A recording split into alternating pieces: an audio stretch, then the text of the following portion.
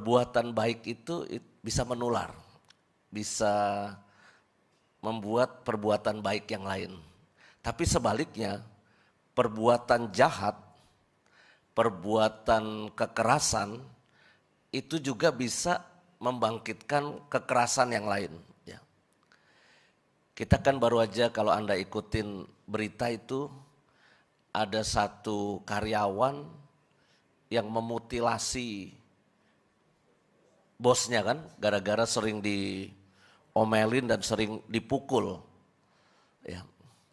Lalu dimutilasi kepalanya.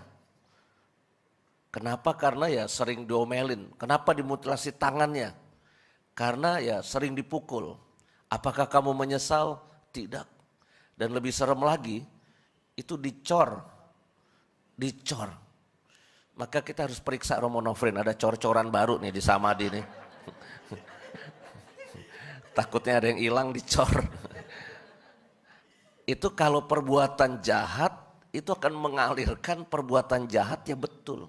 Ya, bisa begitu. Kalau kita jahat sama orang, kita mulutnya pedes, kita nyakitin orang, itu akan menuai, akan menularkan, akan mengalirkan perbuatan jahat berikutnya, entah oleh siapa. Sama orang tua menyakiti anak misalnya. Itu yang terjadi, anak itu akan bertumbuh dalam suasana yang dia sakit hati, terluka, dan dia bisa menjadi anak yang tidak stabil secara psikologis. Kita juga bisa melihat hal-hal semacam itu. Maka saya kira yang diceritakan Romonofrin tadi kan perbuatan baik menularkan perbuatan baik. Tapi ya perbuatan jahat kita itu bisa juga akan berbalik mengalirkan perbuatan jahat yang lain. Injil hari ini menegaskan satu hal. Orang yang punya Roh Kudus itu akan punya kasih, akan punya cinta. Orang yang punya kasih, punya cinta, akan melakukan hal-hal baik mengikuti kehendak orang yang dicintainya. Kalau kamu mengasihi aku, kamu akan menuruti perintah-perintahku. Itu kan sabda Tuhan Yesus. Jadi kalau kita punya Roh Kudus, kita punya kasih. Kalau kita punya kasih, maka lalu kita akan melakukan kehendak Tuhan. Apa ciri-cirinya orang yang punya cinta? Orang yang punya kasih? Bagi saya dua, dan itu terungkap dalam Injil hari ini. Pertama, dia akan ingin selalu bersama dengan orang yang dicintainya itu. Yang kedua, dia akan mencoba melakukan segala hal untuk membahagiakan orang yang dicintainya itu. Itu dua ciri. Dan terlihat Tuhan Yesus tidak ingin meninggalkan kita. Dia memberikan Roh Kudus yang akan menemani kita. Dan juga lalu timbalannya adalah kita melakukan apa yang Tuhan Yesus kehendaki. Dulu ketika saya remaja, di rumah itu kan belum ada handphone zaman dulu ya. Yang ada telepon landline, telepon kabel yang di rumah itu. Saya pengen tahu, anak cowok kalau jatuh cinta pacaran tuh bagaimana? Ya. Ini rasa ingin tahu anak remaja. Saya punya kakak cowok yang nampaknya sedang jatuh cinta. Ya. Lalu saya mengamati gimana sih kalau orang jatuh cinta itu. Nah kalau malam di rumah saya itu anak cewek dan bapak ibu tidurnya di kamar. Tapi anak cowok tidur pakai tikar di ruang tamu. Karena memang kamarnya gak cukup. Nah di pojok itu ada telepon. Nah ternyata orang jatuh cinta itu in actionnya tengah malam. Jadi kakak saya ini telepon-teleponan sama pacarnya. Dan saya pengen tahu, pengen denger orang pacaran bagaimana sih. Namanya pengen tahu ya. Maka saya acting tidur. Padahal gak tidur sebetulnya. Apa yang terjadi? Kakak saya mulai Dan hebatnya orang pacaran itu ternyata ngobrolnya bisa berjam-jam enggak kelar-kelar. Segala hal diomongin ya. Dari jam 11:30 malam online, on air, jam 1:30 pagi belum selesai. Ya, apapun diomongin, sampai saya dengar percakapan begini, yang di kamar kamu ada cicak nggak yang? Cicak aja diomongin loh. Mungkin di sono jawabannya nggak ada gitu kan ya. Oh, di kamar aku ada yang cicak 2. Mirip kayak kita loh yang cicaknya. Kan lebay sekali kan orang jatuh cinta itu. Terus harusnya kan tidur lah, besok kan mau sekolah gitu. Ya udah kita bobo yuk tidur ya. Ya udah kamu dulu deh yang tutup. Ah enggak, kamu dulu ya kan. Ya udah bareng ya tutupnya ya. 1, 2, 3. Tuh kan kamu masih di situ. Nah, nggak pengen putus omongannya. Kalau orang lagi hot-hotnya jatuh cinta, lagi sayang-sayangnya, itu akan cenderung selalu bersama. Komunikasinya jalan terus. Lihat kalau sudah lama pernikahannya. Bukan bodoh amat, jawabnya makin singkat yang saya amati ya. Kamu udah makan belum? Udah. Hati-hati di jalan ya. Oke. Nah, gitu aja. Jadi makin lama orang itu kok saya pikir ya. Ciri-ciri orang jatuh cinta itu ada kerinduan untuk selalu bersama, ya, selalu bersama. Selalu menikmati waktu bersama orang yang kita cintai. Nah, maka ini menjadi ciri lah ya. Kalau kita mencintai keluarga kita, istri kita, suami kita, anak kita, orang tua kita punya kerinduan untuk selalu bersama. Lalu yang kedua adalah ciri orang yang punya cinta adalah melakukan kehendak orang yang dicintainya itu. Ya. Kalau mulai ngelawan itu berarti mulai berkurang cintanya. Ayo Joni, kamu belajar. Malah dia main game. Ya, main game. Itu artinya apa? Dia kurang cinta, si Joni kurang cinta sama mamanya.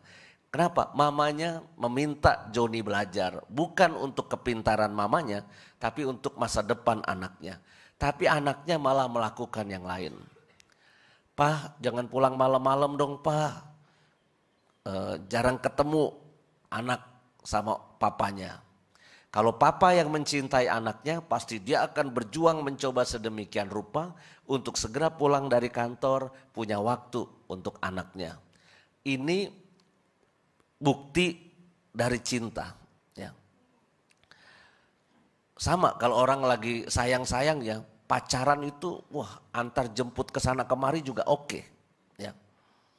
Saya pernah penyelidikan kanonik calon pengantin. Saya tanya, cowoknya rumahnya di mana? Kamu rumahnya di paroki mana? Oh paroki Kalideres, Cengkareng. Oh oke, Jakarta Barat. Terus saya tanya ceweknya, kamu paroki mana? Dijawab, paroki di Cibubur Romo di kota wisata. Tuh jauh sekali ya.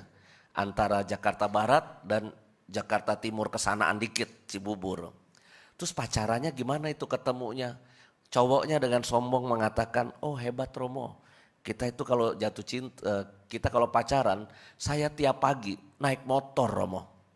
Jemput dari Kalideres naik motor ke Cibubur, jemput ceweknya, nganter ceweknya kuliah di Semanggi, Atmajaya. Jakarta Timur, Jakarta Barat ke ujung Jakarta Timur, nganter ke Semanggi, Jakarta Pusat atau Selatan tuh ya, tengah-tengah. Setelah itu baru cowoknya kerja di Ciledug ke Jakarta Selatan. Sore jemput ke Semanggi, Atmajaya, pulangin ke Cibubur, lalu dia baru pulang ke Kalideres. Terus saya tanya, lu gak capek pacaran kayak gitu? Ya. Apa dijawab oleh dia? Ya namanya juga jatuh cinta Romo, everything I do it for you katanya gitu. Saya sebagai jomblo yang gak punya pacar, langsung agak sinis kan. Emang kadangkala cinta sama bego beda-beda tipis saya bilang gitu. Anda order ojek online ya, lebih dari 25 km di reject loh, ditolak. Karena apa? Lebih dari 25 km melampaui batas mungkin konsentrasi atau kecapean orang naik motor. Maka nggak boleh perjalanan lebih dari 25 km di ojek online. Tapi ini atas nama cinta, Kalideres ke Cibubur berapa kilometer tuh. Balik lagi ke Semanggi, ke Ciledug, pagi, sore, setiap hari. Ya. Karena apa? Lagi sayang-sayangnya. Lihat istri-istri yang sekarang ini gak pernah diantar jemput lagi sama suaminya. Ini korban PHP suami-suami yang dulu waktu pacaran aja pada semangat antar jemput. Ya, maka buat saya apa? Ketika kita mencintai ya, maka kita akan melakukan kehendak sosok yang kita cintai. Anda setiap hari Minggu datang ke gereja, ya. Anda tekun berdoa rosario. Anda rajin keliling Gua Maria 9, sekarang ini kan lagi tren, 9 Gua Maria keliling. Ada yang curang, wih ke Samadhi aja dapat 3. Dapat 3 patung Bunda Maria, 1, 2, 3 gitu misalnya. Dihitung 3, wah jangan dihitungnya 1 dong saya bilang gitu. Nah tapi apa, kenapa Anda rela mau melakukan hal gitu? Karena Anda mencintai Tuhan. Ya. Kan orang Katolik itu macam-macam.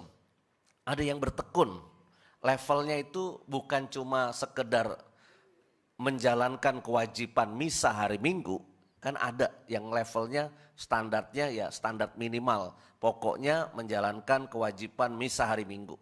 Tapi ada juga kan yang levelnya di atasnya, dia suka misa harian, dia suka devosi-devosi, entah novena, entah Jumat pertama, entah ziarah, itu dilakukan dengan sukacita.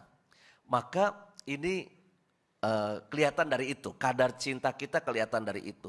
Tapi kan kita juga tidak menutup mata, ada orang Katolik yang munculnya kayak kapal selam. Paskah muncul nih kemarin, tenggelam. Besok nih Natal muncul lagi dia, ya. Maka penuh gereja kita, terus tenggelam lagi. Nah, itu yang level berikut. Tapi ada juga yang lebih parah, KTP-nya Katolik, tapi sudah entah kemana, ya. Apakah dia percaya Tuhan? Mungkin ngakunya percaya Tuhan Yesus. Tapi dia tidak melaksanakan apa yang menjadi kehendak, apa yang diharapkan oleh Tuhan. Maka itu semua tergantung seberapa kadar cinta kita. Seberapa kadar cinta kita. Romo Nofrin nih, kalau nggak cinta sama saya, ya, ngapain dia duduk terus setiap hari Minggu di sini?